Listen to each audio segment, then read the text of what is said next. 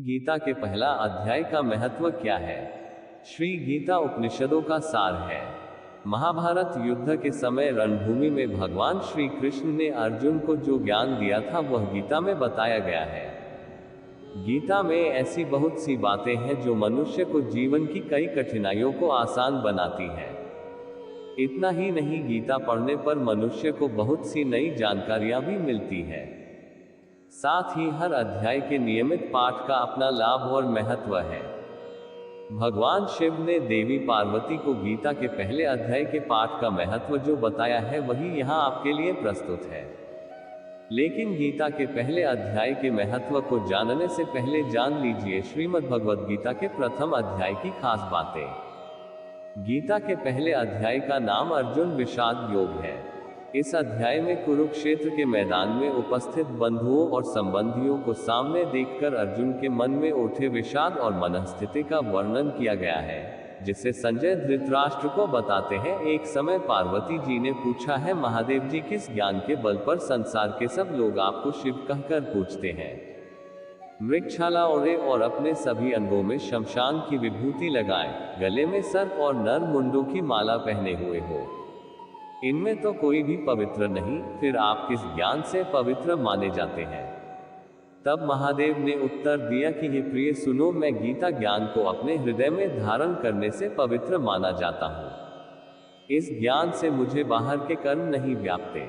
तब पार्वती जी ने कहा कि हे भगवान, जिस गीता ज्ञान की आप ऐसी स्तुति करते हैं, उसके श्रवण करने से कोई कृतार्थ भी हुआ है? महादेव ने उत्तर देते हुए कहा कि इस ज्ञान को सुनकर बहुत से जीव कृतार्थ हुए हैं और आगे भी होंगे। मैं तुम्हें एक पुरातन कथा सुनाता हूँ, तुम सुनो। एक समय पाताल लोक में शेषनाग की शैया पर श्री नारायण जी नैन मूंदकर आनंद में मग्न थे। उस वक्त भगवान के चरण दबाते हुए लक्ष्मी जी ने पूछा, हे प्रभु, निद्रा और आलस्य तो उन पुरुषों को व्यापता है जो जीव तामसी होते हैं, फिर आप तो तीनों गुणों से अतीत हो। आप तो वासुदेव हो, आप जो नेत्र मूंद रहे हो, इससे मुझके बड़ा आश्चर्य है। नारायण जी ने उत्तर देते हुए कहा, हे लक्ष्मी, मुझको निद्रा आलस्य नहीं व्यापता। एक शब्द रूप जो भगवद गीता है, उसमें जो ज्ञान है उसके आकार रूप है। ये गीता शब्द रूप अवतार है। इस गीता में यह अंग है। 5 अध्याय मेरे मुख है, 10 अध्याय मेरी भुजा है, 16वां अध्याय मेरा हृदय और मन और मेरा उदर है, 17वां अध्याय मेरी जंघा है, 18वां अध्याय मेरे चरण है। गीता श्लोक ही मेरी नाड़ियां हैं और जो गीता के अक्षर है वो मेरा रोम है। ऐसा मेरा शब्द रूपी जो गीता ज्ञान है, उसी के अर्थ में हृदय में विचार करता हूँ और बहुत आनंद प्राप्त होते हैं। लक्ष्मी जी बोली, हे श्री नारायण जी, जब श्री गीता जी का इतना ज्ञान है तो उसको सुनकर कोई जीव कृतार्थ भी हुआ है, सो मुझसे कहो। तब श्री नारायण ने कहा, हे लक्ष्मी, गीता ज्ञान को सुनकर बहुत से जीव कृतार्थ हुए हैं, सो तुम श्रवण करो। एक व्यक्ति था जो चांडालों के कर्म करता था और तेल नमक का व्यापार करता था।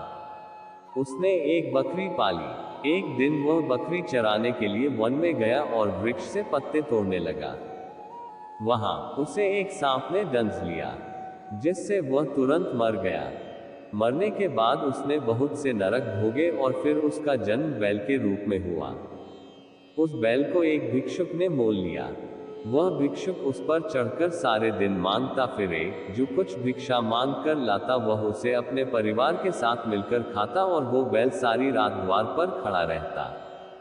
उसके खाने पीने का भी कोई ख्याल नहीं करता था और सुबह होते ही बैल पर चढ़कर फिर मांगने निकल जाता। जब बहुत दिन हो गए तो वह बैल भूख से गिर गया, लेकिन उसके प्राण नहीं निकले। नगर के लोगों ने देखा और उस बैल को कोई तीरथ का फल दे तो कोई व्रत का फल दे, तब भी उस बैल के प्राण नहीं छूटे। एक दिन गणिका आई, उसने लोगों से पूछा, ये कैसी भीड़ है? तो उन्होंने कहा कि इसके प्राण नहीं निकलते, अनेक पुण्यों का फल दे रहे हैं तो भी इसकी मुक्ति नहीं होती। तब गणिका ने कहा कि मैंने जो कर्म किया है उसका फल मैंने इस बैल को दिया है। इतना कहते ही बैल की मुक्ति हो गई। तब बैल ने एक ब्राह्मण के घर जन्म लिया। पिता ने उसका नाम सुशर्मा रखा।